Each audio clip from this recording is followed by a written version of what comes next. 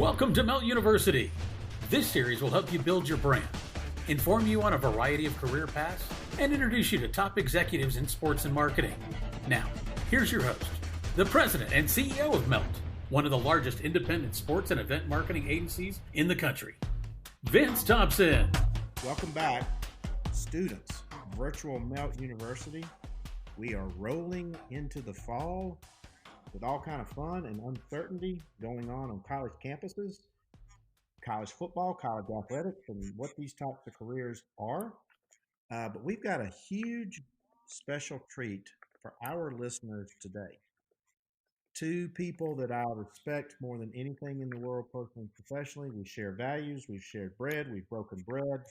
You may have seen him on all these amazing television shows, Chef Robert Irvine, who pioneered a new genre of programming with Extreme Cooking Challenge Show, Dinner Impossible, Restaurant Impossible. I'm sure many of you have seen him on the Food Network. Also, a brilliant entrepreneur, Fit Crunch, one of my favorite things in the world, particularly now that I'm inside, is my great snack. Amazing, millions of viewers each week, author of books, fitness expert, former military, committed to the nation's military, and one of those situations where we talk about chemistry and relationships. And I'll never forget the first time that he and I met at the South Beach Food and Wine, which seems like a million years ago, and now it was just February 2019, and we just had that sort of instant karma and instant magic. We knew we wanted to be together. He introduced me to Justin Leonard, who was his COO for Chef Robert Irvine. And I'll never forget when Justin and I met through this secret door in this great Philadelphia steakhouse. We immediately hit it off, and kind of a man after my own heart. Television show producer, content producer, loved the Philadelphia Eagles, extensive knowledge, SI Newhouse School. So welcome two of my favorite people in the world, Robert Irvine and Justin Leonard, to Virtual Melt University. Happy to be here. Whoa. How are you? How's that, Robert? Is that you want me to play that for your wife when she gets aggravated at you from time to time? Which I'm sure never happens, by the way. By the way, my wife is amazing. She's away in Mexico right now, so it's good. But when she comes back, I want to play that. Right. So this is gonna be fascinating, and our kids are gonna love it. But Robert, you and me and Justin have broken bread many times. But talk about there's a couple things we always draw down on, and it's the passion for whatever drives a student to get involved in something. And you had a great British military background, and now you parlayed in that to food. But sort of talk about that early passion. Well, I think for me, it's Vince. It's very unique. The passion for my military and what we do in the military is simply because I served in the military. I know what it is. If somebody comes to visit me, like a USO tour, I know what the food means to me. I know what my friends mean to me. So for me, it's a very different passion because I've served like many people do, but I've taken that to the other extreme. So everything we do revolves around food. And I say that because if you think of declarations of independence, if you think of the Bible, if you think of births, funerals, all those things revolve around a center of a plate and food. Right. And life is about food and fitness and fun and family. And I think that's what we do. The passion comes from serving others. And everything we get involved in comes around those four things: food, family, fitness, and friends. So I don't know, passion comes from many different levels, right? I can walk into a street, I can watch a garbage man pick up garbage, I can talk to that guy, I can talk to a dishwasher, and inspiration and passion and why they do those jobs, not only out of necessity to make money, but because they love doing what they're doing. Mm-hmm. And that to me drives me. How can we serve more people and get better at what we do and give more away, um, as well as hope? And I think hope is a huge word right now in this pandemic that we're in. Mm-hmm. Well, you and I and Justin have broken bread many, many times together, and what you've tapped on is that breaking bread, the dinner table, food is the emotional connective tissue. And if you look at all the subject matter on LinkedIn and our kids, but you seem to have tapped into a broader and deeper emotion with this, right? Yeah, if you look at all of what we do as a company, um, and television, and it's all about, really is just helping people and listening to people. And when you find something you love and you're good at, and food is something I'm good at, and in the military I was good at feeding my brothers and sisters that served alongside me, and I've just taken that and come out into the real world, um, of entrepreneurism, and said, okay, how can we do what we did or I did in the military on a broader spectrum, on a bigger platform, and touch many more people? And that's what we do in the military now. That's what we do with FitCrunch, Restaurant Impossible, the distillery, all those things. There is a component of service. And if you look at what we've just done at the beginning of the pandemic, we talk about sanitizer out of the distillery. FitCrunch, not only our military but frontline workers, giving them snacks that they can eat during or in between what they're doing. So there's always the human element, the connection, and you said, breaking bread. Yeah, we do, because that's the only way we can get to know each other. The only way we can get to know problems and fix problems is by communication. And the door opens when we're feeding people because we let down our guard. Right, right. Well, I know, like, some of the favorite times that one of my most favorite breaking bread times with you and Justin was we were all in Miami for the Super Bowl, and I had the distinct privilege of going into Joe's Stone Crab, with you, and those are times you don't really ever forget. And and now we don't have as much access to the dinner table as we had, and that's one thing that you and Justin are doing great work within the new Restaurant Impossible shows. But how? Because I know, Robert, like, keeping up with me is a full time job for people around here. But how in the heck does Justin Leonard keep up with you full time? And how did you guys come together? And how did you? Because Justin Leonard's a superstar in this business. He's your COO, but that's an understatement. Went to one of the most prestigious communication schools in the country at Syracuse. And at a very young age, though, we encourage our kids to take the shot. So how did you and Justin come together? And Justin, how did you make the Well, I'm going to answer this in reverse, and then I'll let Justin answer that question, because it's really funny, or it's not funny, but it is funny in a different way. I would say, how does he keep up with me? He doesn't sleep. He works, and I'm going to toot his horn a little bit here, because I don't sleep very often. I sleep probably a couple of hours a night, and then I wake up, go use the restroom, and go back to sleep for an hour. Then I'm up most of the night. So I end up emailing and texting him, at silly hours in the morning, and I always get an answer back. And we have a rule in our companies that you have to answer back to me within 10 minutes of me, obviously not through the night, but and he always answers me back, and I'm like, what are you doing up? He said, well, why are you emailing me? right? Because that's the type of person he is. I'll let him tell you about the meeting and how we got together. Justin? Yeah. Well, it's a really interesting story, and because of the listenership on this podcast being about how to kind of launch and springboard into the professional side of the business. I'm going to be a little long-winded, but essentially I was up at Syracuse. My girlfriend at the time was at Temple University in Philadelphia. I came down to see her over the Thanksgiving holiday, went to the movies, and who's in front of me in line getting popcorn? Mark Summers. Mark Summers was an executive producer Food Network personality. But even before that, he was on Nickelodeon, which I grew up watching. And so I'm like, hey, Mark, what are you doing at the movies? And he's like, I'm here. I'm producing TV shows, blah, blah, blah. I have a production company. I'm like, oh, that's awesome. Sit down. I'm watching the movie. I can't stop thinking.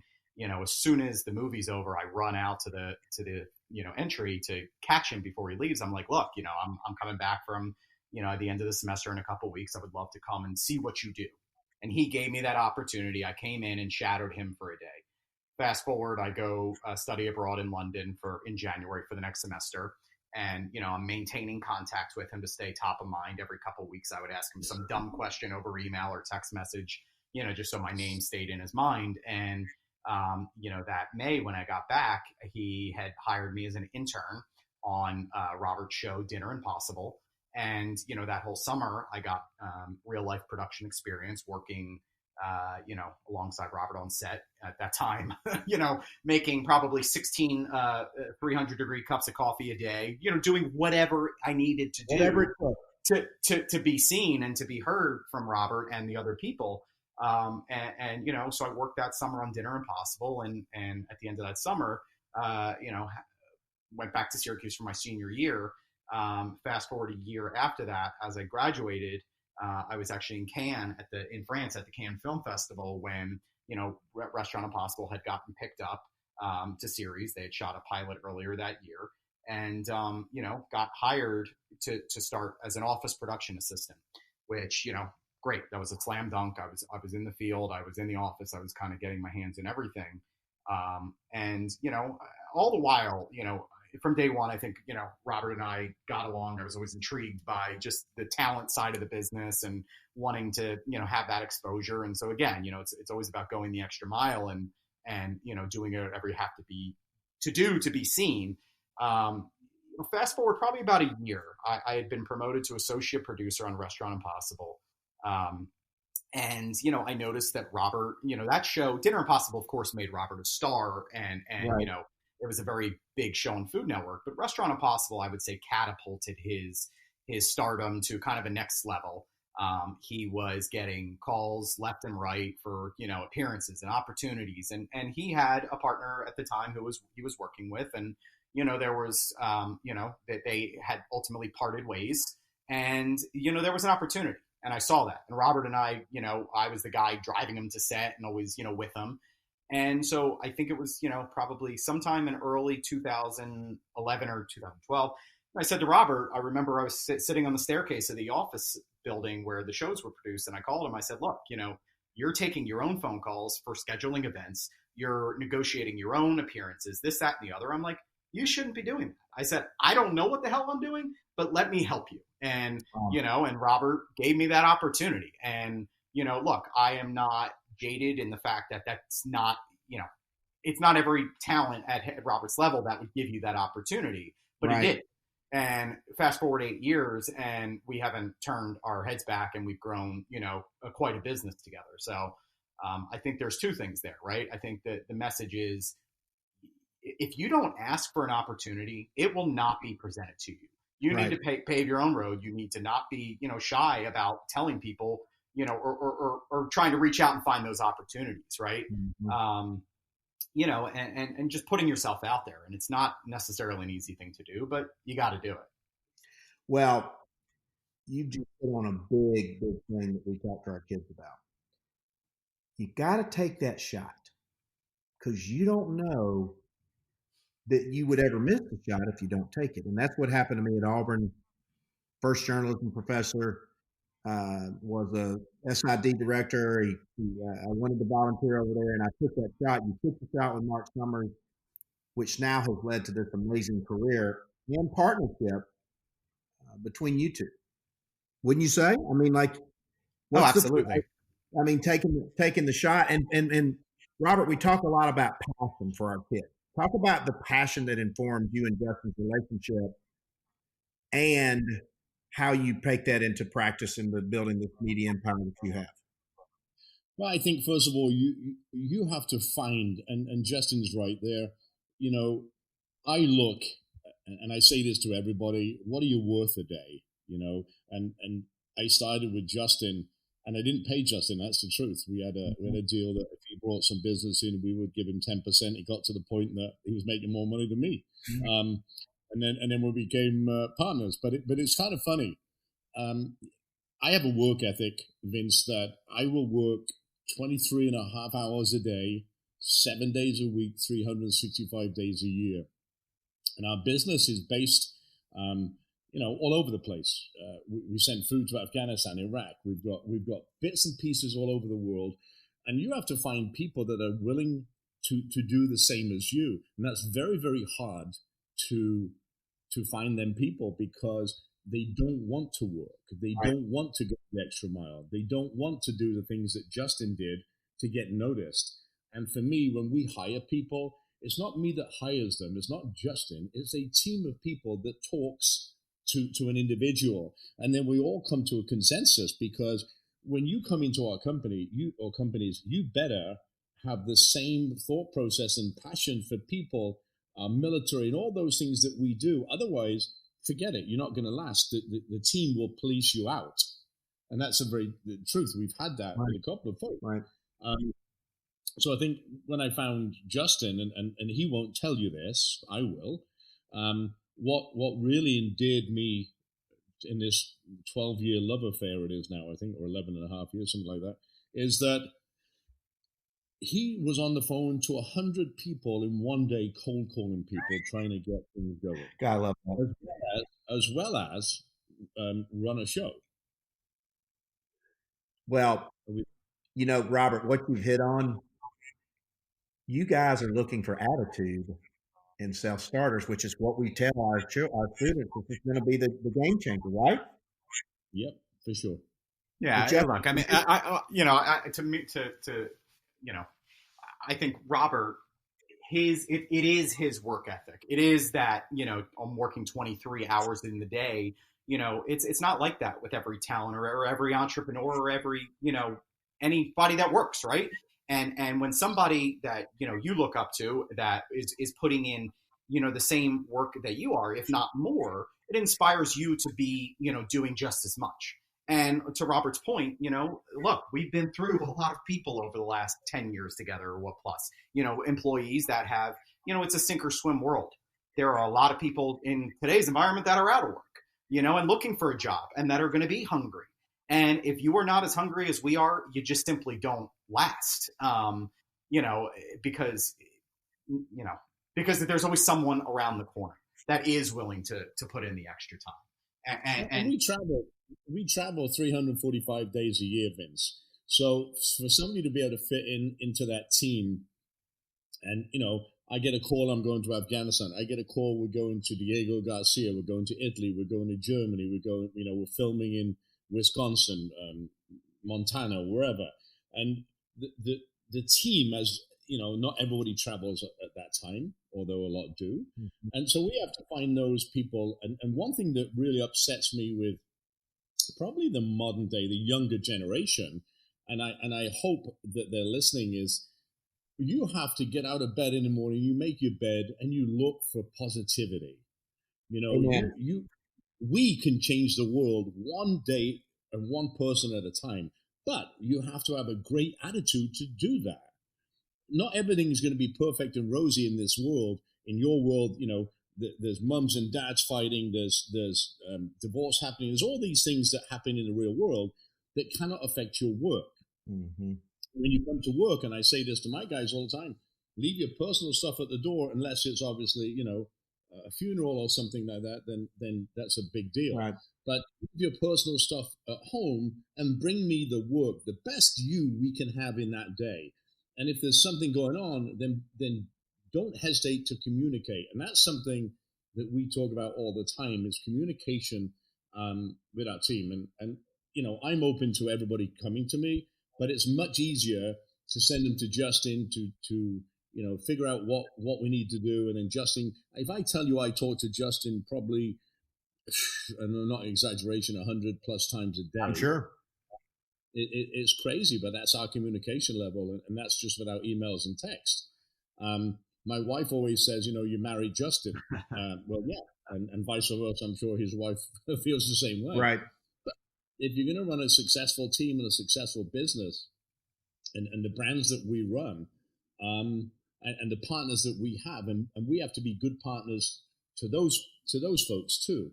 So I think it's all about attitude. It's about work ethic. It's about, do you really love what you do? And I can answer, for me, I've never had a day of work in my life. Amen. I've only had passion. Amen. Well, and so let's take this through for a minute, because you just hit on some things. I'm sure you get hundreds and thousands of applications from people who want to work for the giant enterprise, because as you said, it's spirits, it's magazines, it's television, it's energy bars, it's pots and pans, and all God knows what else you're into since we've broken bread. What gets Robert and Justin's attention to get in the door at Robert Irvine Enterprises? Justin, you want to tackle that? Yeah. I mean, look, I think, well, first off, because it is such a big company and we have kind of, leaders in each division, I would say Robert and I are not micro managers, like for instance, with our FitCrunch brand, we have a president, a CEO over there that's running that for us, Patrick. He's got the ownership and we trust the people that we hire. We're hiring the best of the best to run each of these divisions, whether it's our food company, our distillery, our foundation, et cetera. So we're giving ownership to people to make hires that, they're going to be proud of, because ultimately, they need to produce results for Robert.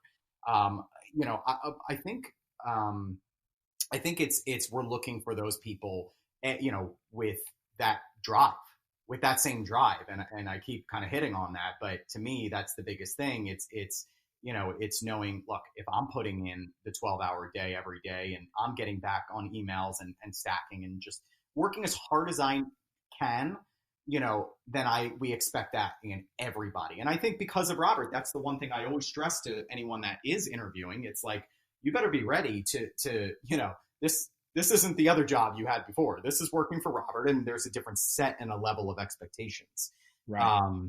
But I think we don't operate as some big corporation, it's us, it's me and Robert. And so I think there's it's a little different, right? Because we have, as we've grown and scaled our business, we've hired some folks that did come from kind of the corporate background, and they don't really make it far with us. Right. Because we're not the company that's going to give you, a fixed set of vacation days and X dollars towards your mileage and this, that, and the other. Because that's just not the way me and Robert think. You're part of the team, and you're going to earn your status here, and we're pretty easy as long as you get your stuff done. Robert has never asked me, that's pretty simple, right? I mean, it is that simple.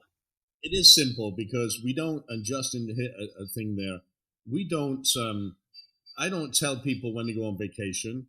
I said, you need vacation. You can take as much vacation as you want, as many days off as you want, but you better make sure that your work is complete. And I have very, very high standards of work and completion. And my phone will go off in a minute, I believe it. And I want you to be as hardworking as me. Yeah. Well, and one other thing, and I think you touched on this a little while ago, Robert. It's expectation, of certain individuals that's kind of what irks me, because it was not easy for me in the first, 5-6 years of working with Robert, because there's a learning process of how to work with someone on such a deep level, which we do.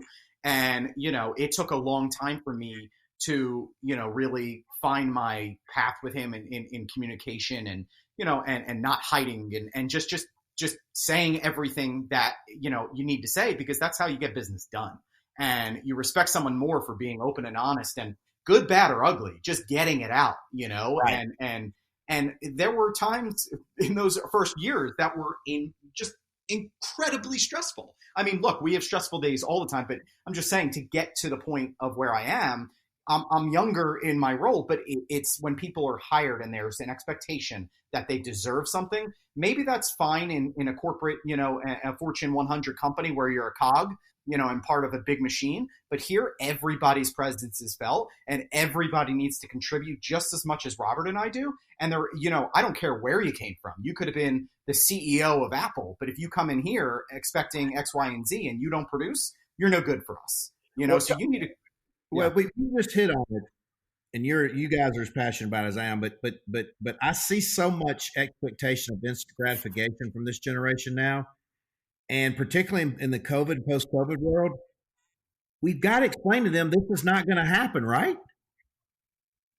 Yeah. One of the things I found, and Justin mentioned something, and we'll get that in a second, Vince. But Justin said 4 or 5 years, if not more, to figure out how to tell me bad news, because I'm pretty intimidating, right, and I don't have time. Tell me what it is, get it off your chest, and move forward.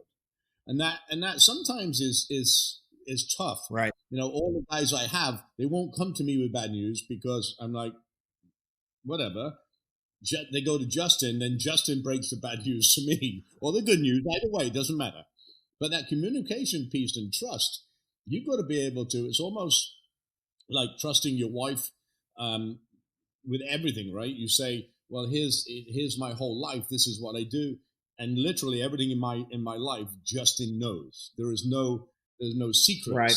in place, and I think that trust level is so important. And when we talk about the new generation, there are a lot of things going to change in this post, or in the middle of COVID and post-COVID. Big time. COVID is not going away. We know that the way we're changing all the protocols for restaurant openings and seatings, the way television, the way business, the way we sell our food is done, on Zooms and FaceTimes now. We don't even go to a place anymore to show. So there's going to be a huge new learning curve for everybody, including us. And we've already started that, the way we ship food, the way we have our meetings and these kind of things. So, yeah, the modern day, all those things that we did to be successful, now we have to step them up again and change and pivot to be the next 20 years or next 10 years, right, where COVID is there, just like the influenza, and it changes those things. So people have to listen and pivot. But don't you think that should ultimately benefit this next generation of student and consumer because of their level of sophistication, if they're willing to pay the dues? You just said it, Vince. I could hug you right now. You just said it. Mm-hmm. If they're willing to pay their dues. Mm-hmm. And they don't, because they want immediate gratification and entitlement. And I say that with the people I deal with. Mm-hmm. It's not everybody, we can't paint that brush. But if there's any smart folks listening, they will do exactly what Justin said when he started his opening statement. Anything to get the job done and get noticed. And you've got to have that can-do attitude, no matter what it is. I was telling a story yesterday about when I was 16 years old, cleaning the forecastle, the front of a warship, on my hands and knees, right, gray paint, to the point that I was so tired I fell asleep doing it. Wow. I mean, I was literally dog tired, and yet the guys kept kicking me, come on, we got to do this, we do this, we do this. And this is a team effort. When I joined the military at a young age, I never forget, I was squared away, my boots were clean, my bunks were great. They never did anything to my bunk. But the guy came to me and said, hey, listen, we're going to throw you out of the Navy. This is my first basic training. I said, why? I'm putting my kit's perfect. I know the drills. Because you're not a team player. Wow. Like, yeah. You want to talk about somebody that's worked to get into the military, hard and dedicated. And that night, I will never forget this. And I just finished telling Dave, my director of our foundation and vice president of stuff, I literally woke 12 people up in my mess deck in my dorm at 2:30 in the morning because I was cleaning 12 sets of boots and pressing 12 pairs of trousers. And I'm like, why am I doing this? They're not going to learn. Teach a man to fish, you'll live forever. Teach a man to fish, the story. I woke them up at 2:30 in the morning, and everybody was upset. I'm like, no, I'm going to teach you how to do your kit. And we did that, and it took almost 4 weeks for these 12 people to get it. They eventually got it, and I stayed in the Navy. So it's really, that was a big awakening for me. Team is everything. Yeah, it is. There's no I in team, and so we could talk all day about this, but Robert, I know a little too much about you, and so you get to America and you start cooking for Donald Trump, correct? Yes, sir. Let's, Yes, let's talk about that a little bit, because unwittingly that parlayed you into all this other success, right? Well, I was working in Jamaica at the Renaissance Jamaica Grand Hotel as the executive sous chef, number 2 guy. Intercontinental and the Hyatt at Mallards Beach were put together by Renaissance, and I put them together. And I got an opportunity from a headhunter to go to interview with Donald Trump. Little did I think it was going to be with Donald Trump. Yeah, that was a scary part. I flew in from Jamaica. I had 2 days into Atlantic City. I've never even heard of Atlantic City, let alone fly into it. But I flew into Philly. They had a big limo, stretch limo, waiting for me at the airport, which was almost obnoxious when I think about it now. But had you ever been in a stretch limo at the time? No, listen, I'm a little kid from England. My parents with no money, I'm a poor guy. This is a true story. I was making $30,000 a year as the executive sous chef in Jamaica, but that was really all money in my pocket because I had housing, I had food, I had beer, I had nothing. Oh, let's face it, you're in Jamaica. I mean, it can't be that bad, right? No, it was pretty good. But then I flew in.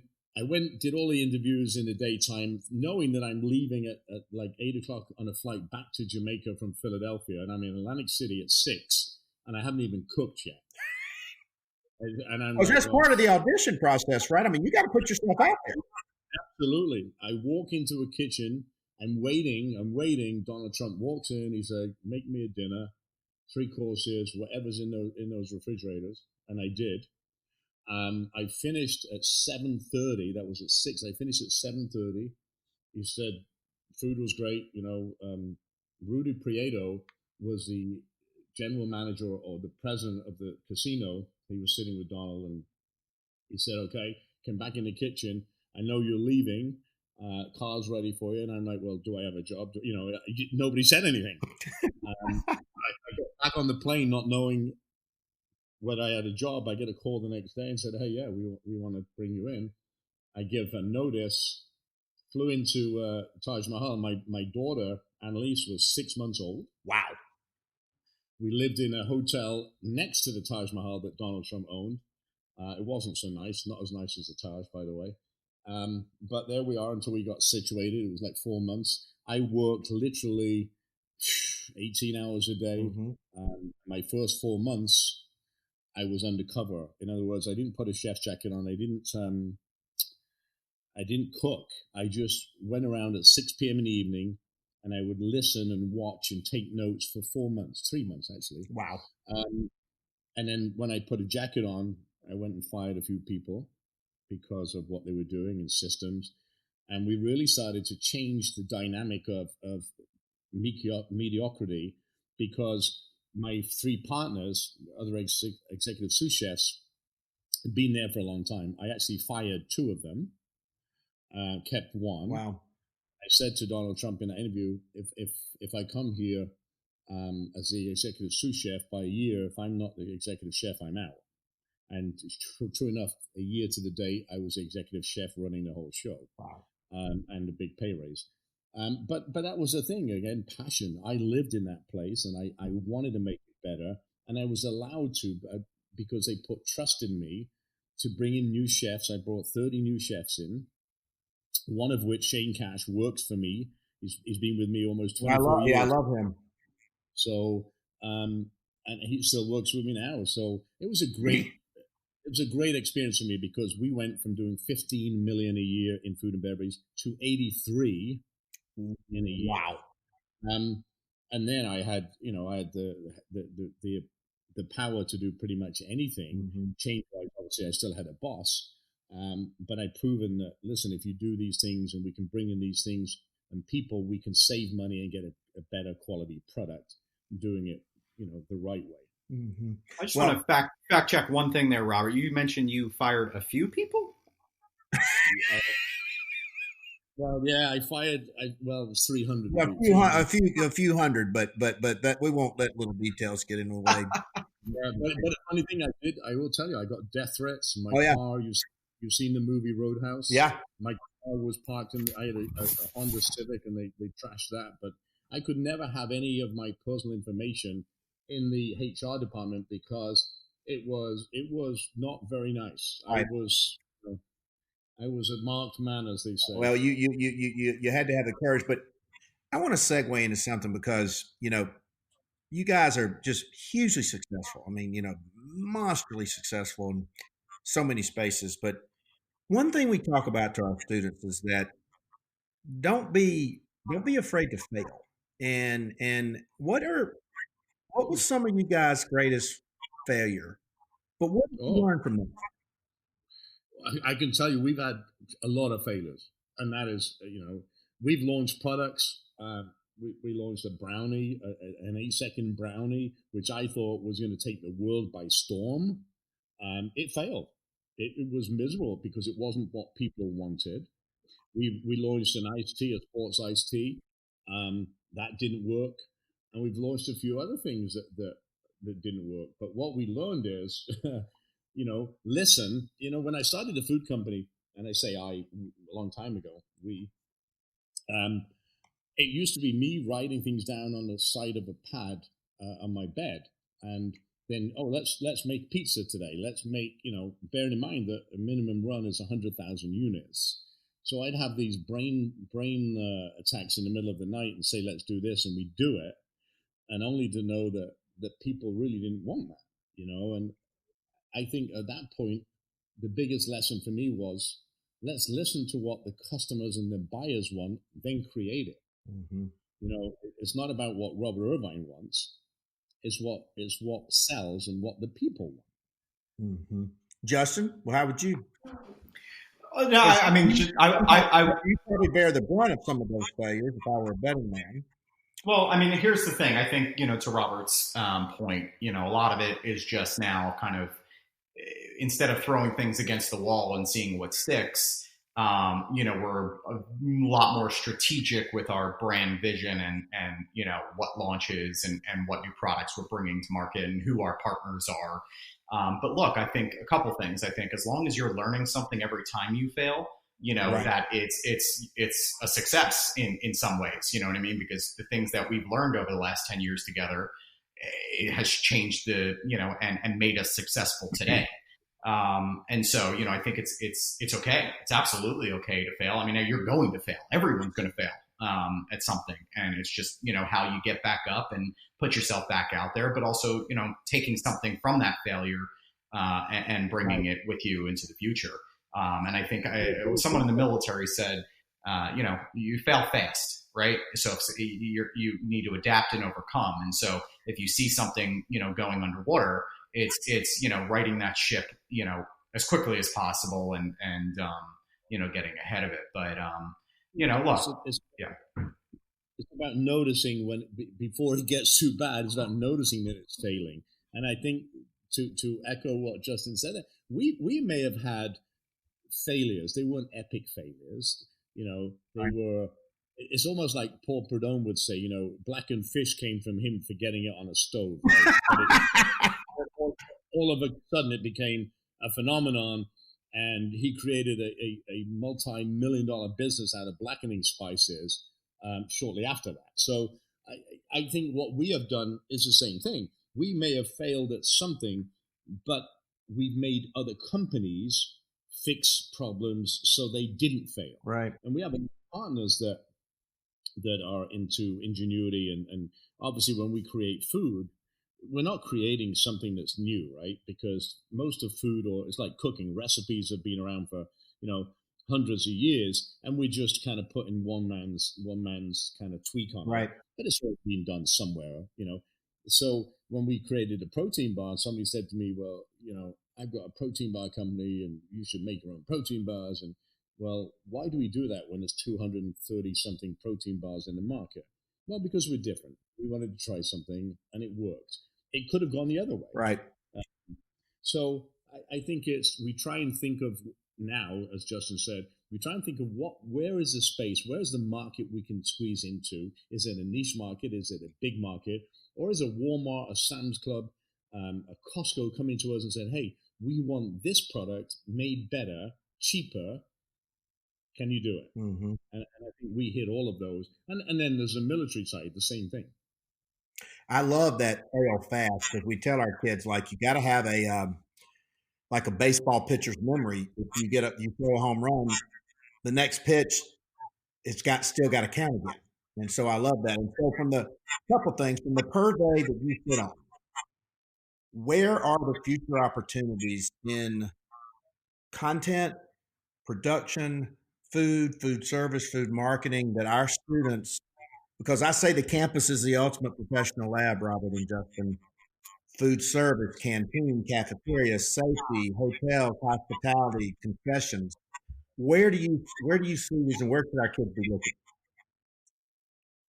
I think there's so many opportunities, and unfortunately, right now we're in this COVID piece, and I'm going to start off with this statement. You know, we have 11 million hospitality workers that are slowly coming back to work. Mm-hmm. Not all of them, but a lot of them. And it's going to take a couple of minutes to get back to the new normal. But I'm going to tell you, in the areas of innovation, right? What is the next innovation? And I sat last year at the Fancy Food Show on a panel to look at, 3 innovative things that, one was to make cheese balls. One was, what is the next not meat product? What is the next not chicken product? I think innovation in the food space is going to be key. Mm-hmm. And again, I just said, anything we create right now has already been done. We've already got a coffee mate. We've got a Coke. I'm not going to recreate Coke, right? Nobody can do it. Thousands of people have tried it. Right. So look at how can you make a difference? What's going to be almost like, what is your legacy when you leave this world? What are you going to be known for? And that's how I think there's. Are you going to be the best hotel manager? Are you going to be the best technologist? And by the way, technology, food, and hospitality right now is crazy. A couple of years ago, remember, they came out with the first technology hotel that was all about, no keys. You've got to use this. You could use your phone for PayPal. You could do it. And I think technology in the food space right. and hospitality space is going to be huge coming up. There are lots of opportunities to cook. There are lots of opportunities to manage. But what is new? And we see now tamper-proof boxes. We've seen payless or cashless apps on phones. We've created the Virus Safe Pro, which is, where we can bring you back to work in a safe environment, or a QR code that says, hey, listen, you can go to this restaurant with your 80-year-old lady, your 80-year-old grandmother, or an 80-year-old person, or a 3-year-old child, right? Because we know it's safe. So I think there's lots of opportunities for out of the box thinking, right?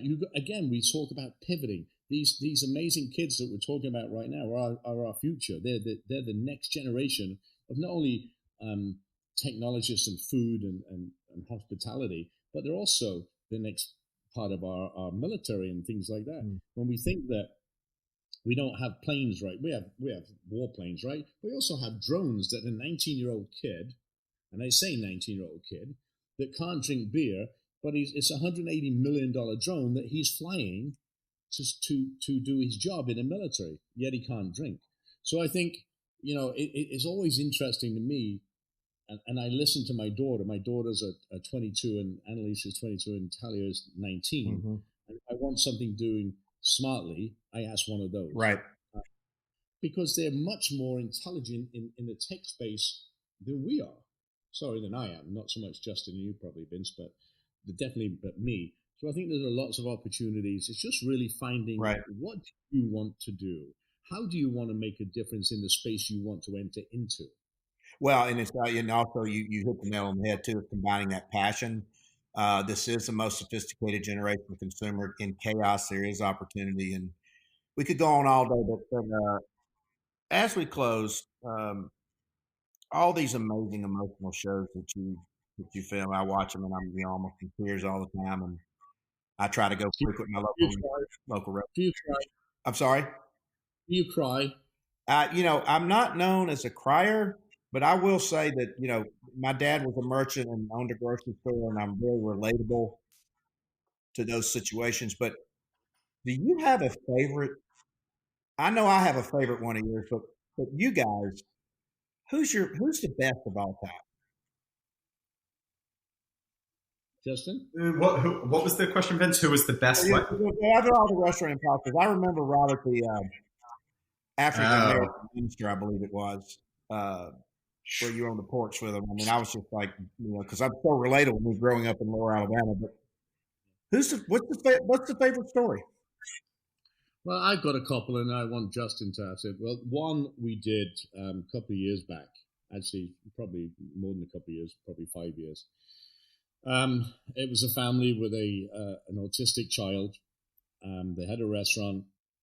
He was 300 pounds, one of 12 people in the world that had this, or in the country, I should say, that had this disease. Wow. We give the restaurant back. He was in a wheelchair. We give the restaurant back. And just before I give the restaurant back, I noticed on my last pass through that there was a wall in a service station that I pulled off a door and put a curtain.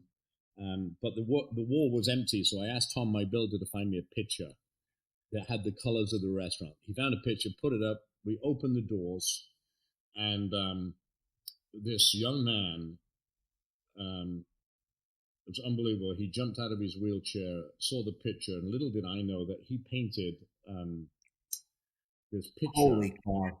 The Make-A-Wish Foundation event. He went nuts. He almost bowled me over. And if you know, autistic children don't normally, they go to one parent, and there's a lot of behavior. But he hugged me if he hugged me any tighter, I'd have no eyeballs left. But and he passed away. And I never forget this. He was his mom and dad were about to be thrown out the house. And I said to my producer, Mark Summers, I called him. I said, just give me $10,000. Don't ask about it. I'll give $10,000. We'll pay off the mortgage. Because his kid, LJ, was going to die. And I didn't want him to die in the house that he grew up in. Mm-hmm. And I think that for me changed my whole life. Wow! Because my daughter Annalise was in the restaurant when this happened. I burst out crying like a little girl. I mean, I was a grown man, and I broke down on TV doing this. So I think that was one of my all time. And then last night, Drake's Place. I get so attached to these families.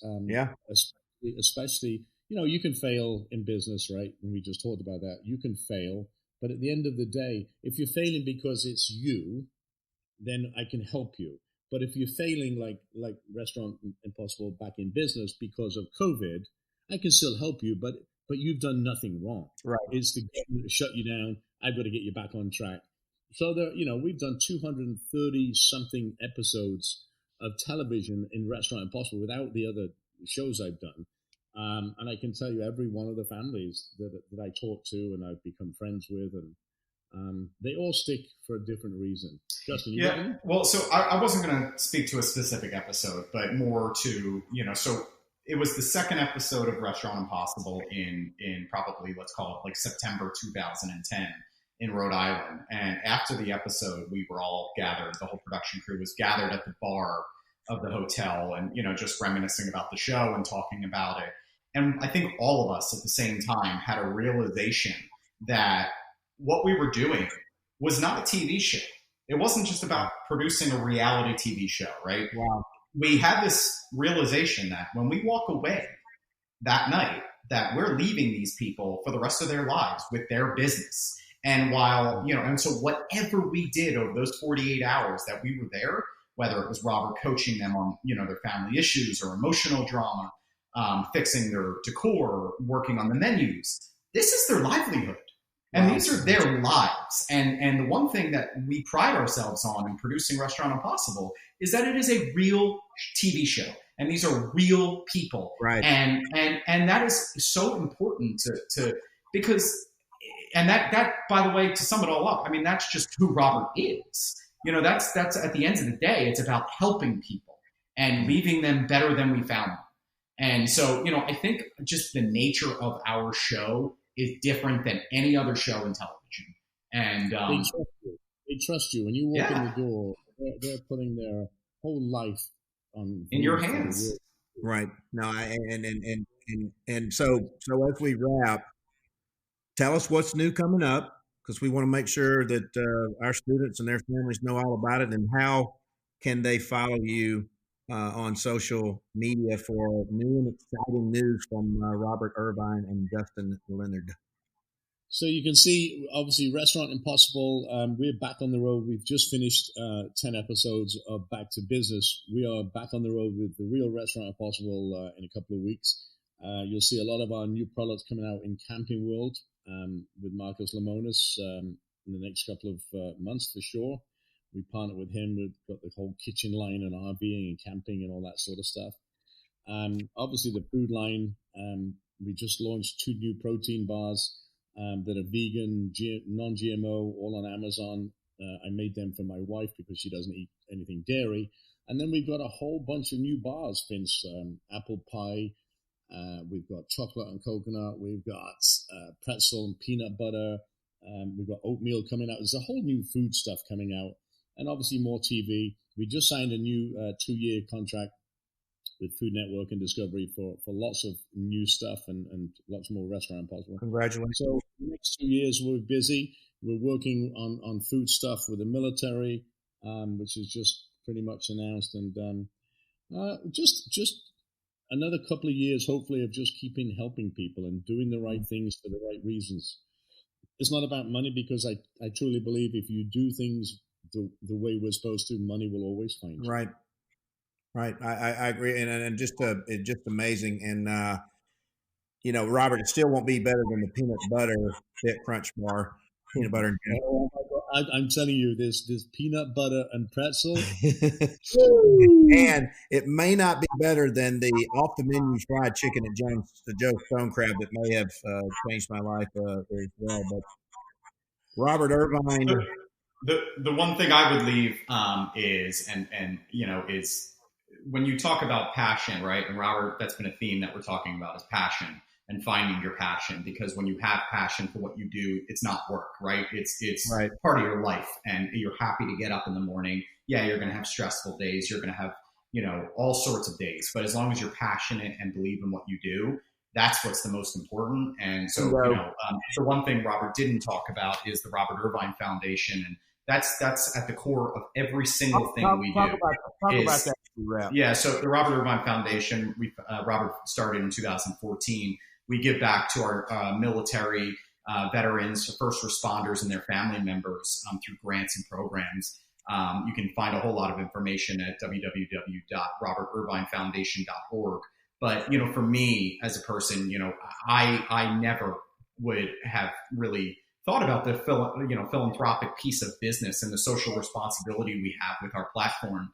But what I can tell you is it's one of the things that makes me the most proud and gives me the most passion to continue to get up and bust my butt every day for Robert. It's because everything we do has a give back component, and a percentage of our business goes back to the foundation to in turn help people. So I would encourage everybody to find something, absolutely find something, even whether it's through your work or personally, to give back, whether it's giving blood, whether it's going and volunteering in a soup kitchen, whether it's, working with the USO, et cetera.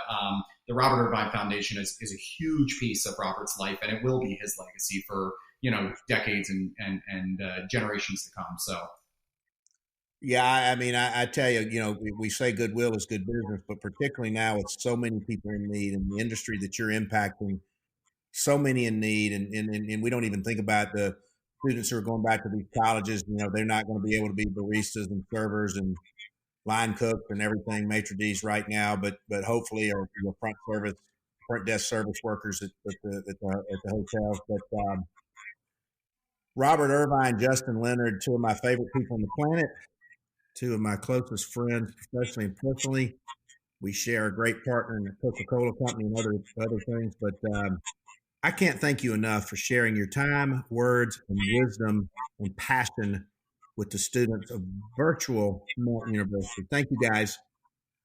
Well, you don't get off that easy. I want to say thank you to you for doing this for those students, because education is all about, right? Yeah. Learning and giving. And if you educate correctly, these students will be an amazing addition when they go out into the workforce and before that. So thanks, Vince, for doing this, and thanks for what you do every day for other people, because you're a very quiet guy and a humble guy, but I know you do an awful lot for a lot of people. So thank you. Well, it's been, I always made a commitment that if I got, working my way through Auburn from rural Alabama, if I always was in a chance to give back. And so it's been very fulfilling just to your point, just get out there and do the right thing. Because if you can touch one life, you impact the world. Yeah, for sure. Gentlemen, thank you so much. And hopefully I'll get to break bread with you soon. Thanks, Vince. Take it easy. Thanks, Vince. Hope you enjoyed today's virtual class. We'll be back soon with another edition of Melt University 2020.